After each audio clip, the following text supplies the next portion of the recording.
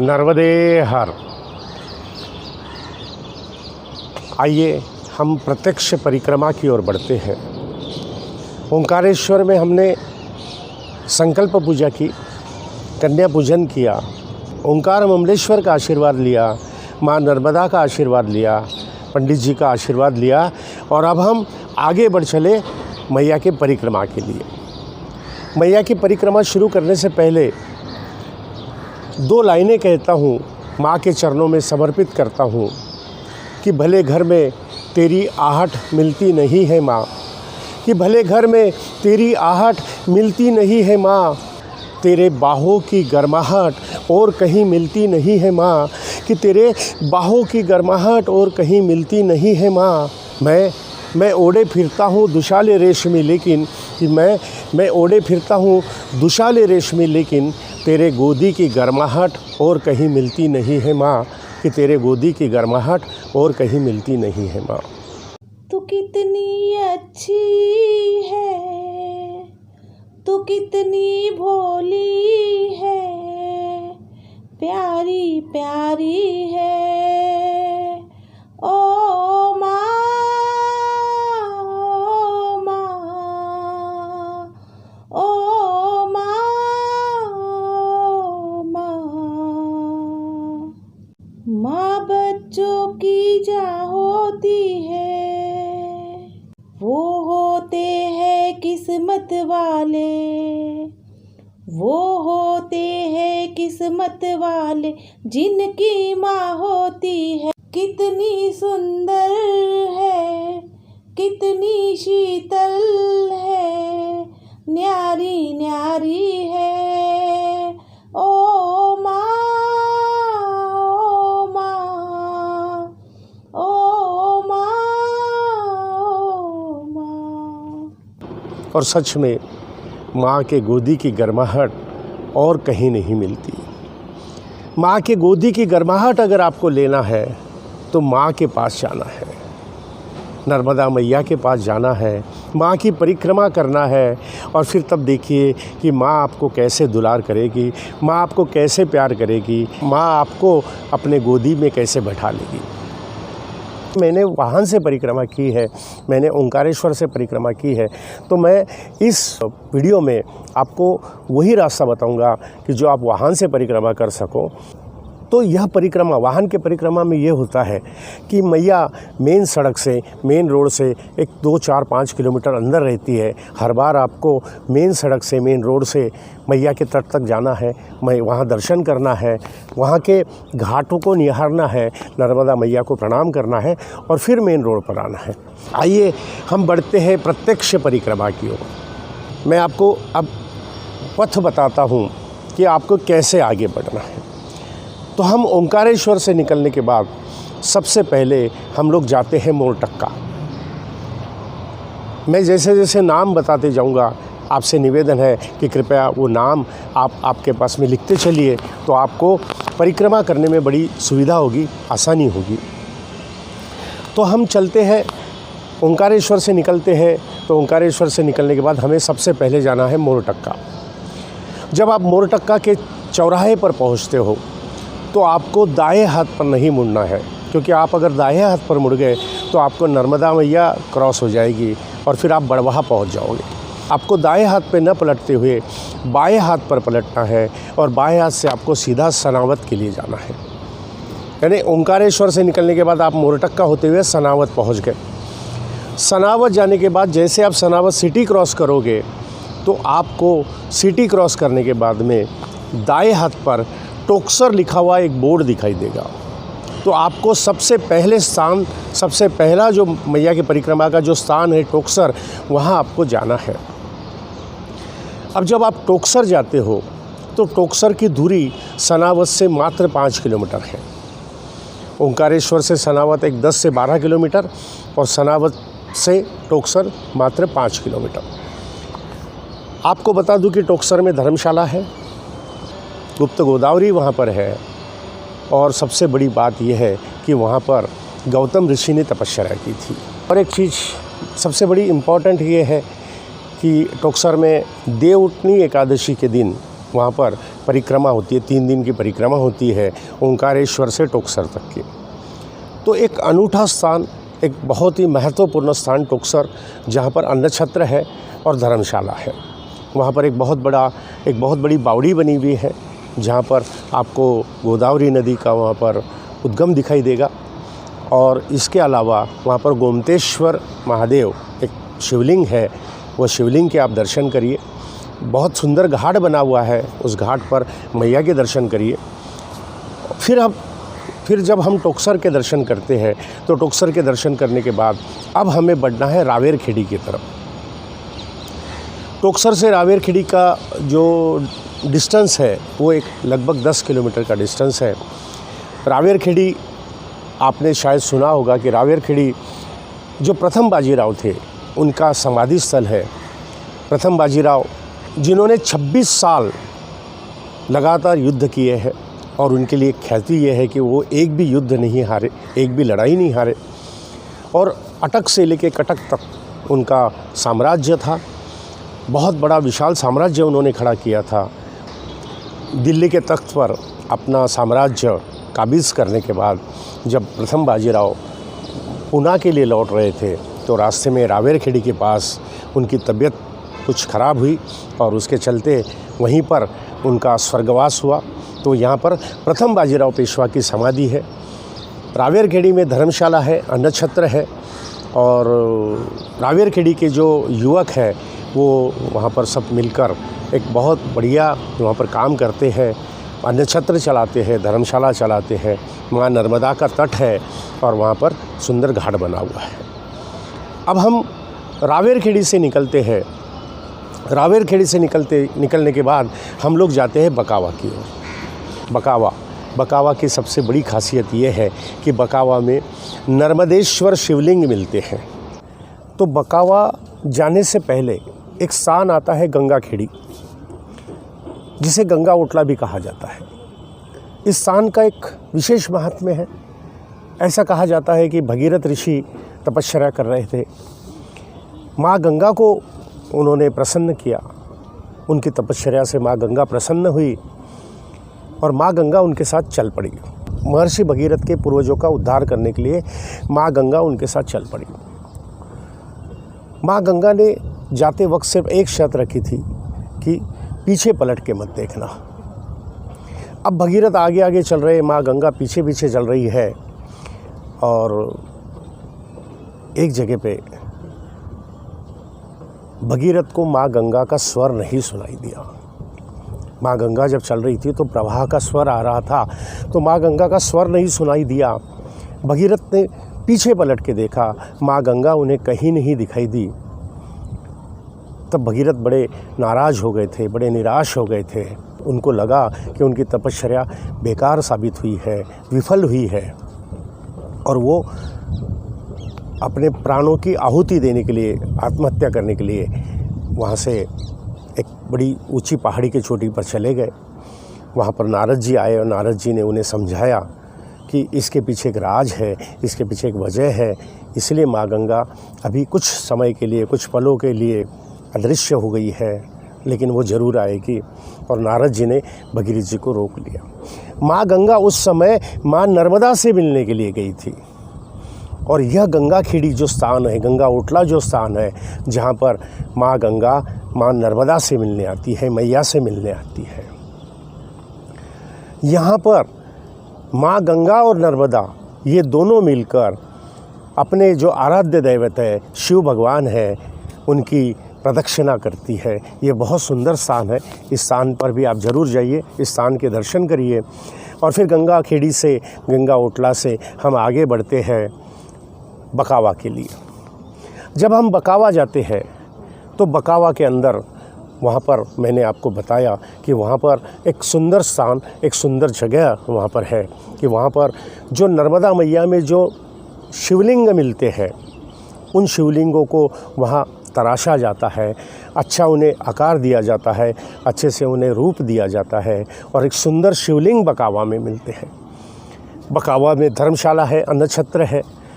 बकावा के जो रहवासी है, जो वहाँ के स्थानीय है, वे सब मिलकर वहाँ पर एक सुंदर धर्मशाला चलाते हैं। उस धर्मशाला का नाम रेवा धर्मशाला है और वहाँ पर डॉक्टर पटेल और उनके सभी साथी वहाँ पर वो धर्मशाला का वहाँ पर सुचारू रूप से वो धर्मशाला वहाँ चलाते हैं। एक बूढ़ी माई वहाँ पर है जो अपने हाथों से परिक्रमा वासियों को भोजन कराती है। अब हम बकावा से फिर आगे बढ़ते हैं तो आगे आपको भट्यान बुजुर्ग नाम का एक गांव लगेगा जिसे तेली भट्यान भी कहते हैं। उस तेली भट्यान के अंदर परम पूजनीय सियाराम बाबा वहाँ पर निवास करते हैं। बहुत बड़ी एक विभूति है, बहुत बड़े संत हैं। सियाराम बाबा की एक विशेषता यह है कि उन्होंने मौन धारण कर लिया था और 12 साल तक के उन्होंने एक शब्द मुख से नहीं निकाला, एक शब्द भी अपने मुख से नहीं बोला। और जब 12 साल के बाद उन्होंने अपना मौन तोड़ा तो उन्होंने सबसे पहला शब्द उनके मुख से निकला था वह था सियाराम। और इसीलिए उन्हें सियाराम बाबा कहा जाता है, इसीलिए उन्हें सियाराम बाबा के नाम से जाना जाता है। जिस जगह पे सियाराम बाबा ने तप किया था वह तपोस्थली वहाँ पर है, वह बड़ा विशाल वृक्ष वहाँ पर है। माँ नर्मदा का सुंदर घाट है। वहाँ तेली भट्यान में आपको धर्मशाला मिल जाएगी, अन्न छत्र की वहाँ व्यवस्था होती है। बहुत सुंदर स्थान है, आप उस स्थान पर ज़रूर जाइए। अब हम तेली भट्यान से निकलते हैं, भट्यान बुजुर्ग होते हुए फिर से हम मेन सड़क पर आ जाते हैं, मेन रोड पर आते हैं और फिर हम बढ़ते हैं कसरावत के लिए। आगे कसरावत नाम का एक शहर है, छोटा सा शहर है, वह आता है खरगोन ज़िले में कसरावत। तो कसरावत से हमें फिर से दाई और अंदर की ओर बढ़ना है। आपको हर बार मेन सड़क से जब आप दक्षिण तट से जाते हो तो हर बार आपको आपके दाई ओर मेन सड़क से दाई ओर बढ़ना है। तो आप माँ नर्मदा की तरफ जाते हो, माँ नर्मदा के पास जाते हो तो आपको कसरावत से फिर उसी प्रकार शालीवाहन के लिए दाई ओर बढ़ना है। कसरावत से शालीवाहन महज एक 4 से 5 किलोमीटर की दूरी पर है। बहुत सुंदर स्थान, मैंने स्वयं वहाँ पर विश्राम किया था। अपने परिक्रमा के अंदर एक रात मैंने वहाँ पर विश्राम किया। माँ नर्मदा का तट है, माँ नर्मदा का घाट वहाँ पर बना हुआ है। और शालीवाहन की एक विशेषता ये है, 2 संवंत होते हैं, एक होता है शालीवाहन शके और एक होता है विक्रम संवंत। तो शालीवाहन के उत्तरी तट पर, सामने के तट पर महेश्वर है। महेश्वर में विक्रम संवंत की शुरुआत महेश्वर में हुई थी, उत्तर तट पर हुई थी। नर्मदा मैया के उस पार विक्रम संवंत की शुरुआत हुई थी और दक्षिण तट पर मैया के इस पार शालीवाहन के तरफ शालीवाहन शके की शुरुआत हुई है। तो इस प्रकार का ये एक सबसे महत्वपूर्ण स्थान शालीवाहन, जहाँ पर सुंदर धर्मशाला है, अन्न छत्र की वहाँ व्यवस्था है और वहाँ भंडारी बाबा परिक्रमा वासियों की सेवा करते हैं। तो इस प्रकार से हम शालीवाहन के दर्शन करते हैं, शालीवाहन को प्रणाम करते हैं। वहाँ सुंदर शिवालय है, शिव जी को वहाँ पर प्रणाम करना है, नर्मदा मैया को प्रणाम करना है और फिर आगे बढ़ना है। अब जब हम शालीवाहन से आगे बढ़ते हैं तो शालीवाहन से आगे 5 किलोमीटर की दूरी पर एक सुंदर स्थान है जिसे सहस्त्रधारा कहा जाता है, जिसे जलकोटि के नाम से भी जानते हैं। तो सहस्त्रधारा की एक विशेषता है, बहुत बड़ा महत्व है कि सहस्त्रबाहु जिसने रावण को हराया था, उस सहस्त्रबाहु ने नर्मदा मैया का रास्ता रोक लिया। नर्मदा माई ने उसे कहा, मेरा रास्ता मत रोको, मुझे जाने दो। लेकिन सहस्त्रबाहु को अहंकार आ गया था, वो अपने मद में था, अपने गर्व में था। और फिर उसके बाद वही हुआ, नर्मदा माई ने पूरे आवेग के साथ सहस्त्रबाहु के सहस्त्र टुकड़े कर दिए। यहाँ पर सहस्त्रधारा में माँ नर्मदा सहस्त्र धाराओं में बहती हुई दिखाई देती है और इसीलिए स्थान का महत्व में बहुत ज़्यादा है। वैसे तो मैया के किनारे हर स्थान उतना ही महत्वपूर्ण है, हर स्थान का उतना ही महात्म्य है, लेकिन सहस्त्रधारा जैसे कई स्थान मैया के दोनों तट पर बसे हैं। अब हम सहस्त्रधारा से निकलते हैं, फिर आगे की ओर बढ़ते हैं तो आगे एक स्थान आता है जिसे खलघाट के नाम से जाना जाता है। यहाँ पर मार्कंडेय ऋषि ने तप किया था। यहाँ मार्कंडेय ऋषि की तपोभूमि है। बहुत सुंदर स्थान, रमणीय स्थान है। यहाँ पर धर्मशाला है, अन्न छत्र की यहाँ पर व्यवस्था है। अब जब आप खलघाट से फिर आपको आगे बढ़ना है तो खलघाट से निकलने के बाद आपको टिकरी आना है। ये जो खलघाट है ये बॉम्बे आगरा जो नेशनल हाईवे है उस पर बसा हुआ है, और ये टिकरी जो है वो भी बॉम्बे आगरा नेशनल हाईवे पर बसा हुआ है।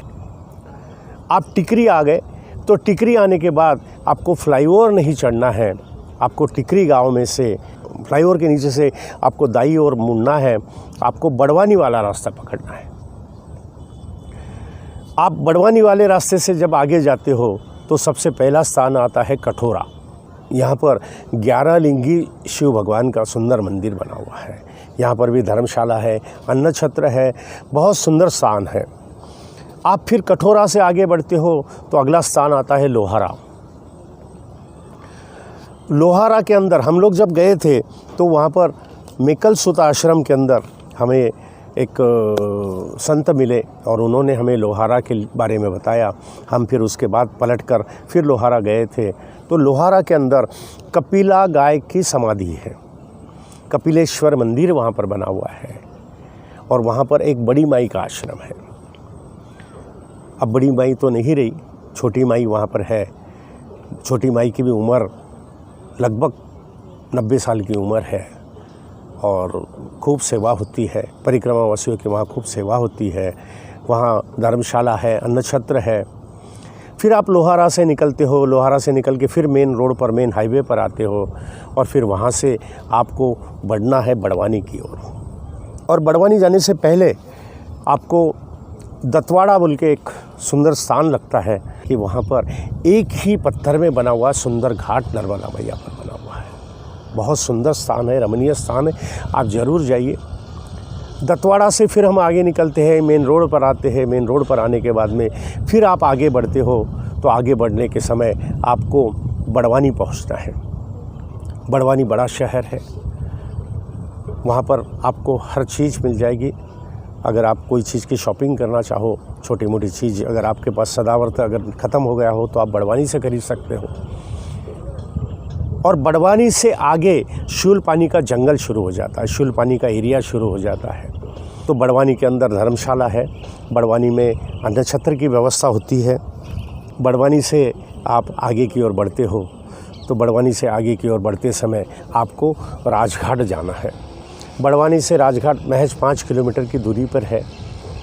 मैंने बताया कि बड़वानी में धर्मशाला है, अन्न छत्र है, बड़ा शहर है, हर चीज़ की व्यवस्था वहाँ पर है। उसके बाद आप राजघाट के लिए बढ़ते हो। राजघाट में एक मुखी दत्त मंदिर है।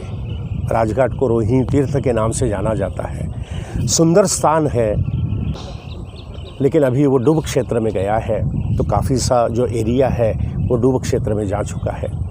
तो राजघाट से हमें फिर बड़वानी आना है। बड़वानी से हम फिर आगे बढ़ते हैं 52 गजा की ओर। 52 गजा जैन लोगों का एक बहुत बड़ा तीर्थ क्षेत्र है, जहाँ पर 52 फुट ऊंची विशाल जैन तीर्थंकर की मूर्ति वहाँ पर है। वहाँ धर्मशाला है, अन्न छत्र है, सभी सुविधाएं वहाँ पर है।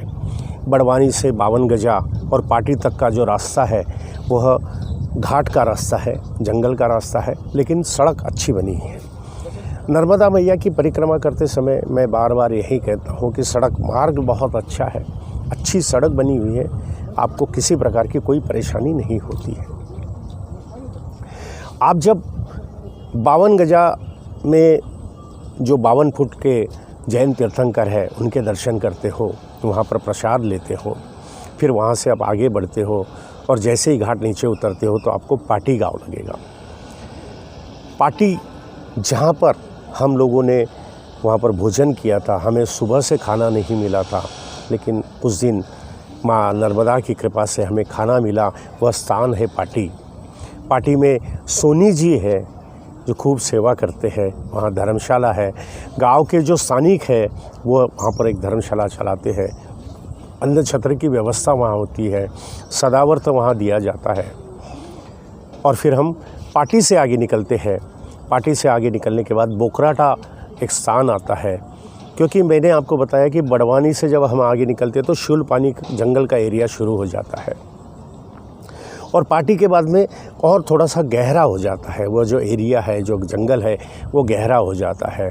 तो बोकराटा यह मध्य में है, जो शूलपानी जंगल का जो एरिया है उसका मध्य है बोकराटा। और बोकराटा से फिर हम आगे बढ़ते हैं तो बोकराटा में हम देखते हैं, या बोकराटा से हम आगे चलते हैं तो भी हम देखते हैं कि वहाँ पर काफ़ी मात्रा में हमें हमारे आदिवासी भाई बहन दिखाई देते हैं, आदिवासी बंधु दिखाई देते हैं। यहाँ से गुज़रते समय मेरी आपसे एक गुजारिश है, मैंने इससे पहले के पार्ट में भी कहा था कि पूरी परिक्रमा में जब आप जाओ तो जाते समय कुछ वस्तुएं, कुछ साड़ियाँ, कुछ कंबल, शॉल, कुछ कपड़े, इसके अलावा शिक्षा से रिलेटेड, शिक्षा से संबंधित books, notebooks, pencil, pen, sharpener, खोड रबर, इस प्रकार की चीज़ें बच्चों को देने के लिए आप साथ में लेकर जाइए। इसके अलावा आपके यहाँ पर किसी भी प्रकार के फल आते हैं, जैसा मान लीजिए कि आम के दिनों में आम आते हैं, जामुन आते हैं, सीताफल आते हैं, चीकू आते हैं, जो भी फल आपके यहाँ आते हैं तो कृपया उसके सीड्स को मत फेंकिए, उनको सहेज कर रखिए, संभाल के रखिए, उनको सुखाइए। और जब आप परिक्रमा में जाओ तो वो सारे बीज, सारी गुठलियाँ आप साथ में लेकर जाइए। और जब भी आप परिक्रमा में जाओ, जब मैया के पास से गुज़रो तो रास्ते में आप उस सीड्स को डालते चलिए, उसको बोते चलिए। तो कम से कम आप 10 बीज डालोगे तो एक तो पेड़ लगेगा। मैं जानता हूँ कि वो पेड़ हम लोगों के काम में नहीं आएगा, लेकिन अगला जो परिक्रमावासी है 2, 4, 5 साल के बाद में जो भी परिक्रमावासी जाएगा उसको उस पेड़ का ज़रूर लाभ मिलेगा। और हम इस प्रकार से हमारा जो नेचर है हम उसके लिए भी एक अच्छा काम कर सकते हैं। तो यह जो शूलपानी का एरिया है, यहाँ से गुज़रते समय भी आपको छोटे छोटे बच्चे दिखाई देंगे, हमारे भाई दिखाई देंगे, बहनें दिखाई देंगी, उनके लिए भी हम कुछ करें, यह मैं आपसे हाथ जोड़कर गुजारिश करता हूँ। अब हम बोकराटा से आगे बढ़ते हैं तो शाहदा एक शहर आता है। शाहदा महाराष्ट्र के नंदुरबार ज़िले में स्थित है, बड़ा शहर है। यहाँ धर्मशाला है, अन्न छत्र की यहाँ पर व्यवस्था होती है। शाहदा गोरखनाथ जी की तपोस्थली है, तपोभूमि है, बहुत पवित्र स्थान है। फिर हम शाहदा से आगे बढ़ते हैं, प्रकाशा की तरफ जाते हैं तो शाहदा और प्रकाशा ये दोनों महाराष्ट्र के अंदर है। प्रकाशा में दगड़ूजी महाराज की धर्मशाला है, तपोभूमि वहाँ पर है और राम नाम का निरंतर वहाँ जाप होते रहता है। वहाँ धुनी है दगड़ूजी महाराज की, सुंदर वहाँ पर मंदिर बना हुआ है। केदारेश्वर महादेव का एक बहुत बड़ा शिवालय है। हम सब इस चीज़ों के दर्शन करते हैं, हम अपने आप को बहुत भाग्यशाली समझते हैं। और फिर हम प्रकाशा से निकलते हैं। हमने भी प्रकाशा में दगड़ूजी महाराज की जो धर्मशाला है वहाँ पर एक रात विश्राम किया था। प्रकाशा से हम आगे निकलते हैं तो वान्या विहार नाम का एक स्थान आता है। वहाँ पर्वत की कंदराओं में अश्वत्थामा की गुफा है और बहुत सुंदर स्थान, रमणीय स्थान है। फिर हम वान्या विहार से आगे बढ़ते हैं तो अक्कलकुआ नाम का एक शहर आता है। यह भी काफ़ी बड़ा शहर है, यहाँ पर भी धर्मशाला है, अन्न छत्र की व्यवस्था यहाँ पर होती है। अक्कलकुआ से हम फिर आगे बढ़ते हैं तो जीतनगर नाम का एक स्थान आता है।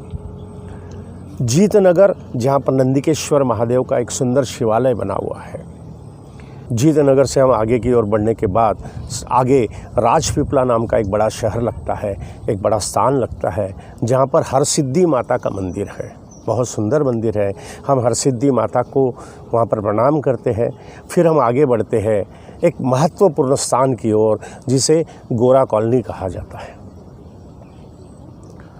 गोरा कॉलोनी अति विशेष स्थान है, आप ज़रूर जाइए, मेरा निवेदन है। क्योंकि गोरा कॉलोनी, देखिए, अगर वहाँ से परिक्रमा करते हैं तो आपको गोरा कॉलोनी जाना है, और अगर आप पैदल परिक्रमा करते हो तो जब आप शूलपानी का जंगल का एरिया पूरा पार करते हो तो आप गोरा कॉलोनी में ही उतरते हो। इसलिए महत्वपूर्ण स्थान, यहाँ पर शूलपानेश्वर महादेव जी का एक बहुत बड़ा शिवालय यहाँ पर मोदी जी ने बनाया है। यह शूलपानेश्वर महादेव जो है वो पहले नर्मदा मैया के प्रवाह में थे, नर्मदा मैया में थे, लेकिन सरदार सरोवर का एक बहुत बड़ा प्रकल्प हुआ सरदार सरोवर का, बहुत बड़ा वहाँ पर डैम बना और फिर वो डूब क्षेत्र में चला गया। शूलपाणेश्वर मंदिर, जहाँ पर अक्सर ऐसे किंवदंती है, ऐसा कहा जाता है वहाँ अश्वत्थामा आते थे, तो वह स्थान, वह मंदिर, वहाँ से यहाँ पर गोरा कॉलोनी में उस मंदिर का यहाँ पर पुनर्निर्माण किया गया है। विशाल मंदिर यहाँ पर बना हुआ है और यहीं पर सरदार वल्लभ भाई पटेल का एक बहुत बड़ा स्टैचू बना हुआ है, जिसे स्टैचू ऑफ यूनिटी कहा जाता है। तो वो स्टैचू ऑफ यूनिटी यहाँ पर है, देखने जैसा स्थान है। लेकिन शूलपाणेश्वर मंदिर से आप स्टैचू ऑफ यूनिटी जाओ तो इस चीज़ का विशेष ध्यान रखना कि मैया कहीं भी क्रॉस ना हो पाए, क्योंकि शूलपाणेश्वर मंदिर से आप स्टैचू ऑफ यूनिटी की तरफ जाते हो तो एक रास्ता जो है आगे जाने के बाद बाई ओर मुड़ता है, जहाँ पर नर्मदा मैया का ब्रिज बना हुआ है। उस रास्ते से, उस ब्रिज पे से कभी मत जाना। इसके आगे जाने के बाद एक चौकी लगेगी, उस चौकी से जब आप आगे बढ़ोगे तो आप डायरेक्ट स्टैचू ऑफ यूनिटी के पास जा सकते हो, वहाँ पर मैया क्रॉस नहीं होती है।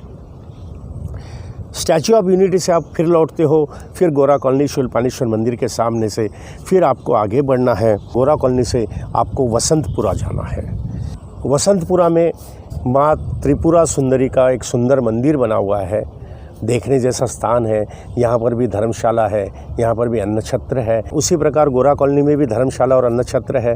राजपिपला में धर्मशाला और अन्न छत्र है। हर जगह पे आपको धर्मशालाएँ मिल जाएगी, अन्न छत्र मिल जाएंगे।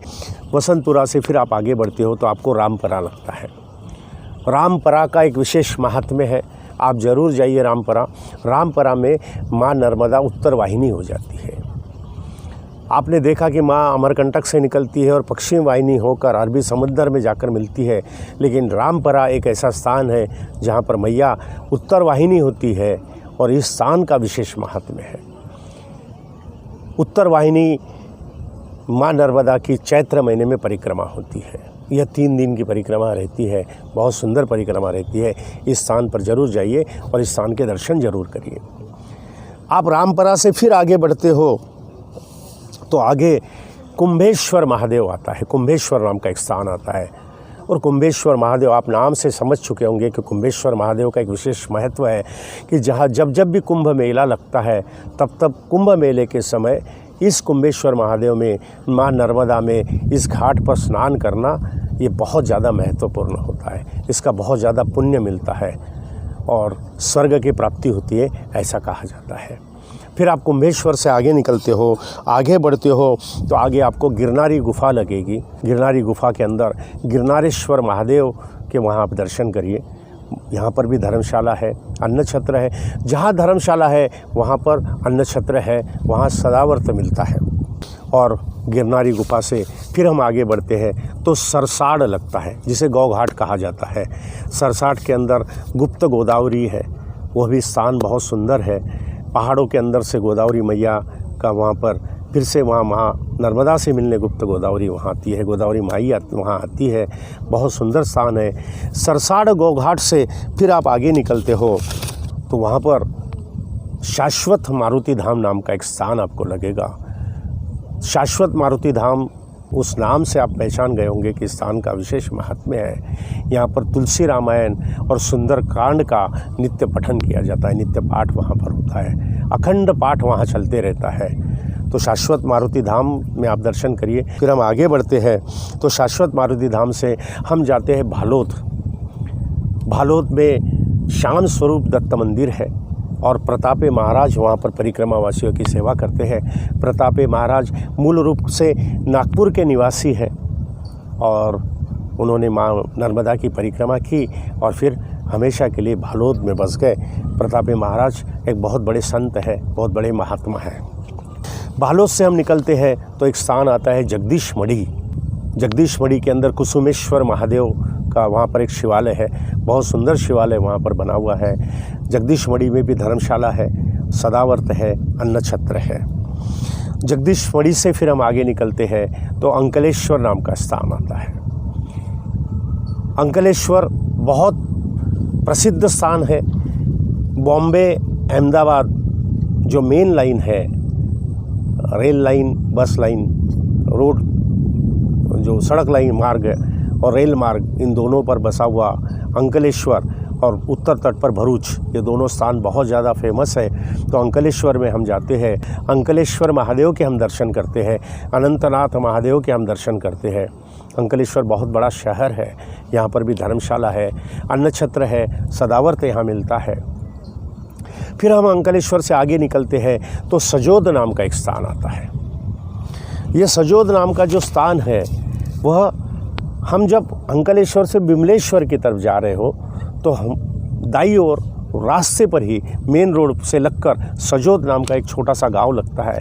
वहाँ पर सिद्धेश्वर भगवान का मंदिर है, सिद्धेश्वर महादेव जी का मंदिर वहाँ पर है। बहुत सुंदर, बहुत प्राचीन मंदिर बना हुआ है। यहाँ रुद्रकुंड है और यहाँ पर जो शिव मंदिर है, सिद्ध रुद्रनाथ मंदिर, इस मंदिर पर एक आक्रमणकारी, एक आक्रांता मोहम्मद डोगरा ने आक्रमण किया था। यहाँ के शिवलिंग को उसने तोड़ने की कोशिश की थी और इस शिवलिंग पर उसने अपने तलवारों से प्रहार किया था। लेकिन जैसे ही उसने तलवार से प्रहार किया तो वहाँ पर उसी समय उस शिवलिंग से काफ़ी भौरे निकल आए और मोहम्मद डोगरा की सारी सेना पर टूट पड़े। सारी सेना तहस नहस हो गई। मोहम्मद डोगरा वहाँ से जान बचाकर भाग गया। यह इस स्थान की विशेषता है, इस स्थान का महात्म्य है। जब उसने तलवार से प्रहार किया तो उसमें से एक लहू निकला, रुद्र निकला, खून निकला और वह एक कुंड में जमा हुआ, इसीलिए उसे रुद्र कुंड के नाम से जाना जाता है। सिद्धेश्वर मंदिर के प्रांगण में यह रुद्र कुंड है। ऐसा कहा जाता है कि इस रुद्र कुंड में अगर किसी भी प्रकार का त्वचा रोग है तो वह त्वचा रोग वहाँ पर ठीक हो जाता है। तो सजोद में हम सिद्धनाथ महादेव, सिद्धेश्वर महादेव के दर्शन करते हैं और फिर आगे बढ़ते हैं बलबला कुंड की तरफ। बलबला कुंड जाने से पहले एक स्थान आता है जिसे रामकुंड कहा जाता है। सजोद से थोड़ा पहले है रामकुंड, जहाँ पर ऐसा कहा जाता है कि भगवान राम ने वहाँ पर यज्ञ किया था और इसी रामकुंड पर भगवान राम ने स्नान किया था। इसलिए स्थान का महत्व बहुत ज़्यादा है। क्योंकि अब हमें विमलेश्वर जाना है, विमलेश्वर से हमें समंदर पार करना है और समंदर को हम भवसागर कहते हैं। तो जब अगर हमें भवसागर पार करना है तो हमें भगवान राम को याद करना है और भगवान राम के नाम में इतनी शक्ति है कि वो हमें भवसागर पार करा देंगे। इसीलिए भगवान राम को याद करने के लिए रामकुंड में आप ज़रूर जाइए, रामकुंड के आप दर्शन करिए, उस यज्ञ भूमि को देखिए, उसे प्रणाम करिए और फिर बढ़िए बलबला कुंड की तरफ। बलबला कुंड का एक विशेष महात्म्य है, आप ज़रूर जाइए बलबला कुंड। बलबला कुंड एक छोटा सा कुंड बना हुआ है। यहाँ इस कुंड की कई विशेषताएं हैं। सबसे पहली विशेषता ये है कि इस कुंड का पानी खारा है। आसपास में जितनी भी कुएं और बावड़ियाँ हैं सबका पानी मीठा है, इससे भी इस कुंड का पानी खारा है, जबकि समंदर वहाँ से कोसों किलोमीटर दूर है। पानी में से बलबले तब निकलते हैं, अगर पानी गर्म हो तो पानी में से बलबले निकलते हैं, लेकिन यहाँ का पानी शीतल है, ठंडा है। ठंडे पानी में से बलबले निकलते हैं। और बलबले कब निकलते हैं? अगर आप अंतर मन से, अंदर के मन से जब नर्मदे हर नर्मदे हर नर्मदे हर पुकारते हो तो बलबला कुंड से बलबले निकलते हैं, बुलबुले निकलते हैं। यहाँ पर कश्यप ऋषि ने तप किया था और ऐसा कहा जाता है कि कश्यप ऋषि जब जब माँ नर्मदा को पुकारते थे, क्योंकि माँ नर्मदा यहाँ से काफ़ी किलोमीटर दूरी पर है, तो माँ नर्मदा को जब जब पुकारते थे तो उस बलबला कुंड से माँ नर्मदा स्वयं बाहर आती थी और कश्यप ऋषि को दर्शन देती थी। अब कलयुग है, अब माँ नर्मदा हमें स्वयं दर्शन नहीं देती है, लेकिन इन बलबलों के रूप में हमें माँ दर्शन देती है। इसलिए वहाँ ज़रूर जाइए और बलबला कुंड के दर्शन करिए और पूरे अंतर मन के साथ पुकारिए, नर्मदे हर नर्मदे हर नर्मदे हर। बलबला कुंड से हम फिर आगे बढ़ते हैं तो वहाँ पर एक स्थान आता है हसोद। यहाँ पर भी धर्मशाला है, अन्नछत्र है। मैंने आपको पहले बताया कि सजोद में भी धर्मशाला है, बलबला कुंड पे भी धर्मशाला है, रामकुंड में धर्मशाला है और अन्नछत्र है। उसी प्रकार हसोद, इस बड़े शहर में भी आपको धर्मशाला और अन्नछत्र मिलेगा। हसोद के अंदर हंसेश्वर महादेव का एक सुंदर शिवालय वहाँ पर बना है, आप उसके दर्शन करिए। और फिर हम वहाँ से आगे बढ़ते हैं हनुमान टेकड़ी। हनुमान टेकड़ी के अंदर हनुमान जी का बहुत सुंदर मंदिर बना हुआ है, अंजनी माता का मंदिर वहाँ बना हुआ है। यहाँ पर भी धर्मशाला है, यहाँ पर भी अन्नछत्र है और फिर हनुमान टेकड़ी से हम आगे बढ़ते हैं।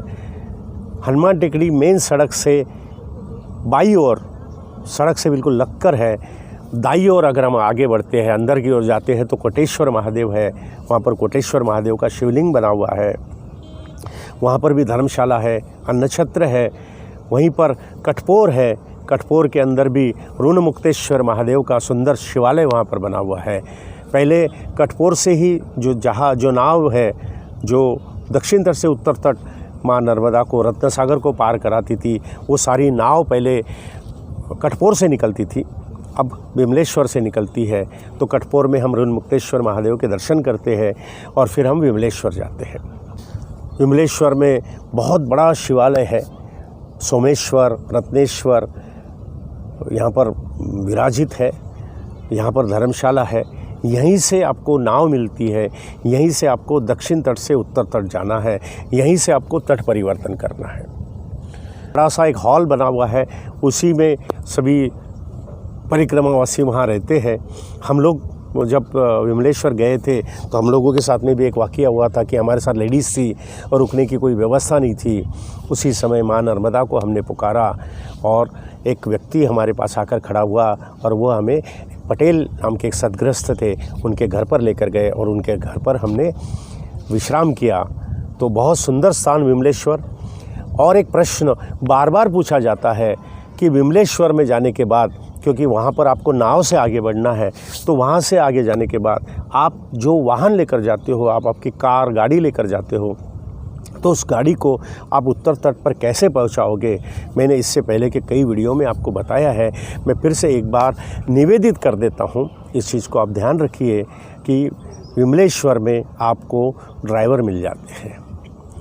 500 से 700 800 रुपये वो ड्राइवर लेते हैं और आपकी गाड़ी बड़ी कुशलता के साथ सकुशल आपकी गाड़ी दक्षिण तट से उत्तर तट पर, जहां आप मीठी तलाई जाने वाले हो, जहां पर आपकी नाव लगेगी, वहां पर वो गाड़ी लेकर आ जाते हैं। वहीं के एक व्यक्ति ने जो मेरी गाड़ी लेकर गया था दक्षिण तट से उत्तर तट, मैंने उसे पूछा था कि आप गाड़ी लेकर जाते हो तो आपके मन में कभी लालच जागृत होता है क्या। तब उसने जवाब दिया था कि मेरे मन में लालच इसलिए जागृत नहीं होता क्योंकि आप परिक्रमा में हो और परिक्रमा में आपके साथ साथ यह गाड़ी भी परिक्रमा कर रही है। तो अगर मेरे मन में किसी प्रकार का कोई लालच हो जाएगा, मैं आपके किसी चीज़ को हाथ लगाऊंगा, तो मैं स्वर्ग कभी प्राप्त नहीं कर पाऊंगा, मुझे माँ नर्मदा का कभी आशीर्वाद नहीं मिलेगा। और इसीलिए वहाँ के जो ड्राइवर है बड़े ही, हम जिसे कहेंगे कि पूरे मन के साथ आपके किसी चीज़ को न छूते हुए और आपकी गाड़ी बड़ी कुशलता के साथ उत्तर तट पर पहुंच जाती है। यहाँ पर नाव मिलती है। जब आप तट परिवर्तन करो तो उस चीज़ का विशेष ध्यान रखना है कि जब भी समंदर में हाई टाइड होता है और तब ही सिर्फ नाव छूटती है, तो उस समय का विशेष ध्यान रखिए। और एक बात आप ज़रूर नोट कर लीजिए कि आपके वाहन के लिए जो ड्राइवर है वो आपको विमलेश्वर मंदिर में ही मिल जाएगी। नाव का जो बुकिंग है वो भी आपको विमलेश्वर मंदिर में ही नाव का बुकिंग होता है। पैदल परिक्रमा वासियों की तरफ से 150 रुपये लिए जाते हैं और जो वाहन से परिक्रमा करते हैं उनसे 250 रुपये लिए जाते हैं। इस प्रकार से इस पाठ में मैंने ओंकारेश्वर से लेके विमलेश्वर तक का करीबन 1/4 हिस्सा, पूरे परिक्रमा का 1/4 हिस्सा मैंने अभी आपको बताया है। इसमें ओंकारेश्वर से विमलेश्वर तक के सभी स्थान इसमें आ गए हैं। अगले पार्ट में मैं रत्नसागर पार करके मीठी तलाई और फिर वहाँ से उत्तर तट शुरू हो जाता है और फिर वहाँ से हम अमरकंटक तक जाते हैं। तो अगले पार्ट में मैं वो सभी स्थान कवर करूँगा। समुद्र पंचकोशी की परिक्रमा के बारे में आपको पूरी विस्तृत जानकारी दूंगा। अगर आपको हमारा यह वीडियो पसंद आता है तो कृपया इसे लाइक करें, शेयर करिए, सब्सक्राइब करिए और कॉल करिए